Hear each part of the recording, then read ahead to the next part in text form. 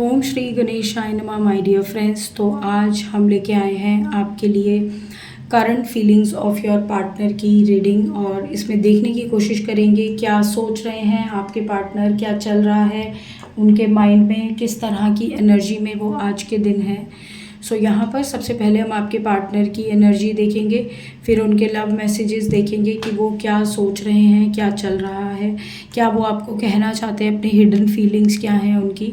और इसे एक जनरल रीडिंग की तरह लेना, ये एक टाइमलेस कलेक्टिव रीडिंग होगी। जैसे ही आपके सामने आएगी ये आपके लिए होगी, ठीक है। अब जल्दी से इस रीडिंग को स्टार्ट करते हैं बिना समय गंवाए।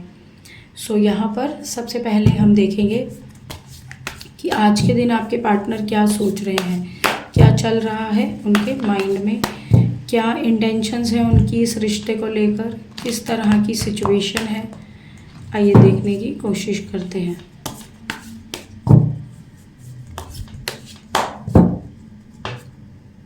तो सबसे पहला कार्ड है 5 of pentacles, 4 of cups, 10 of cups, 7 of cups. बहुत ज़्यादा कप्स के कार्ड हैं, और कप्स के कार्ड का मतलब होता है इमोशंस बहुत हाई होना। King of swords, 2 of wands, S of wands, the hanged women, the wheel of Fortune, 4 of swords. Bottom of the deck है नाइट ऑफ वॉन्ड्स। सो यहाँ पर फ्रेंड्स आज की जो आपके पार्टनर की मुझे एनर्जी दिख रही है वो बहुत ज़्यादा आज ऐसी एनर्जी है जहाँ पर एक इंसान ये सोच रहा है कि क्या भविष्य में चीज़ें ठीक हो सकती हैं, क्या सिचुएशन इम्प्रूव हो सकती है, क्या मैं दोबारा से कुछ ऐसा एफ़र्ट करूं तो चीज़ें इम्प्रूव होंगी। क्यों ऐसा उनको ऐसा लग रहा है? क्योंकि आप दोनों बहुत लंबे टाइम से एक दूसरे से बातचीत नहीं कर रहे। यहाँ पर मुझे दिख रहा है, यहाँ पर नो कांटेक्ट दिख रहा है, या फिर एक ऐसा दिख रहा है जहाँ पर दोनों लोग एक दूसरे से बात करनी बंद हो गए हैं। बिल्कुल कम बातचीत हो रही है, एक दूसरे के साथ कम फीलिंग्स एक्सचेंज हो रही हैं, एक दूसरे से बातचीत बताना बंद हो गए हैं। आप देखिए कैसे इस इंसान ने अपने आप को अंदर ही अंदर सिमेट लिया है, अपनी फीलिंग्स को, अपनी सिचुएशन को। 4 ऑफ कप्स का कार्ड एक इंसान की सैडनेस को, अंदर की फीलिंग्स को दिखाता है, जो वो कहीं ना कहीं सामने वाले को इस लाइफ में बताना चाहते हैं, दिखाना चाहते हैं कि मैं बहुत उदास हूँ। अगर आप उनके साथ मैरिड हैं, अगर आपकी लाइफ में कुछ ऐसा है, या जो कुछ भी आपके साथ मिलकर उन्हें मिलता है लाइफ में, वो सारी हैप्पीनेस, वो सारी चीज़ों को वो मिस कर रहे हैं, जो मुझे यहाँ दिख रहा है। बहुत ज़्यादा अपने परिवार को, अपनी लाइफ में जो जो भी उनके साथ एक पूरे पैकेज में आपके साथ आता है, वो सब उसको मिस कर रहे हैं। यहाँ पर मुझे इस तरह की एनर्जी दिख रही है। बट प्रॉब्लम अब यहाँ पर क्या दिख रही है, ये इंसान एक्शन लेने से डरता है। इस इंसान के अंदर वो जज्बा नहीं है, या वो बात नहीं है कि ये सिचुएशन में एक्शन ले। अगर आप ध्यान से देखें, इन्होंने हमेशा अपनी बात को ऊपर रखा है, इन्होंने हमेशा आपको नीचे किया है, चीज़ों से भागे हैं। अब कोई इंसान हर समय चीज़ों से भागे, हर समय सिचुएशन से भागे, तो वो कैसे स्टैंड ले उस सिचुएशन के लिए।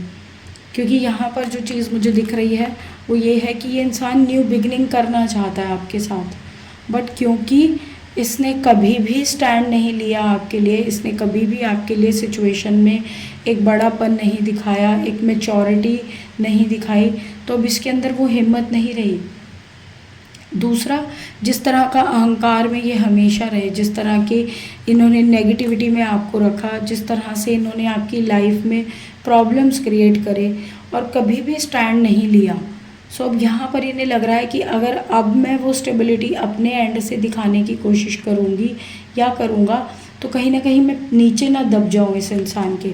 मतलब इनकी जो अपनी एक जगह है जो इन्होंने आपकी लाइफ में बनाई है, उसे उस सत्ता को हिलते ही घबराहट हो रही है कि कहीं उनकी सत्ता ना हिल जाए, कहीं ऐसा ना हो जाए कि जो उन्होंने अपनी एक जगह बनाई है जिसमें वो हमेशा से आपको दबाते रहे, हमेशा से आपको ये दिखाते रहे कि वो कितने स्पेशल हैं, और आप इस बात को आंखें बंद करके मानते रहे।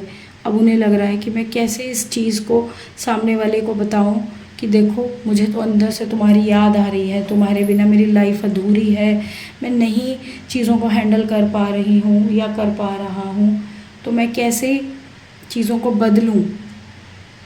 बदलना चाहते हैं, लेकिन बदलने के लिए हर इंसान को एक शक्ति चाहिए होती है।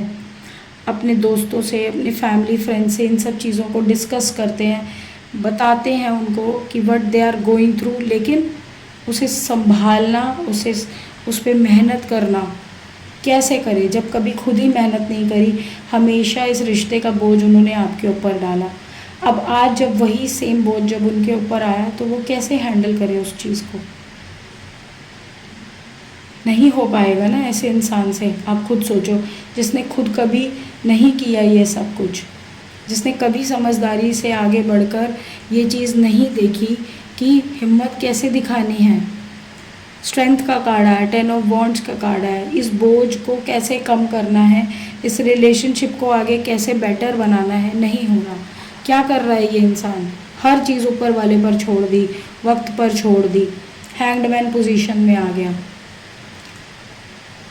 सो आप खुद बताओ, जो इंसान खुद अपनी सारी जिम्मेदारियां, अपनी सारी चीज़ें वक्त पर छोड़ देता है, चीज़ों पर छोड़ देता है, अपनी सिचुएशन को बदलने की कोशिश नहीं करता, उसे आप कैसे हैंडल करोगे।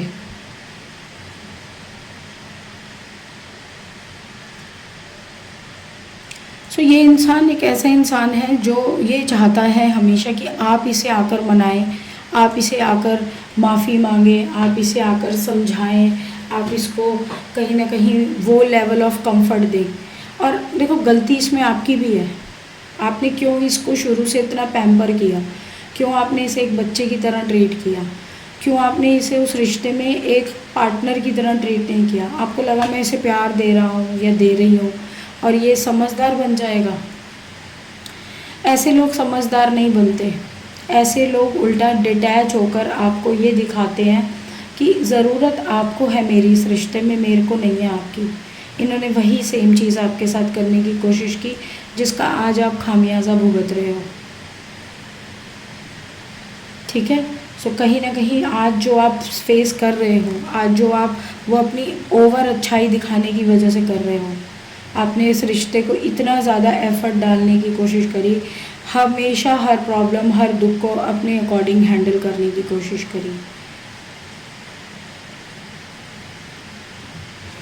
सो इस इंसान को कहीं ना कहीं अंदर से रिग्रेट है, अंदर से दुख है, लेकिन इस इंसान के अंदर एक अहंकार है, एक ऐसी एनर्जी है कि मैं इस रिश्ते को क्यों ठीक करूं, मैं इस रिश्ते को कैसे संभालूं। क्योंकि जब किसी को कोई काम आता ही नहीं तो वो कैसे करेगा, आप मुझे बताओ।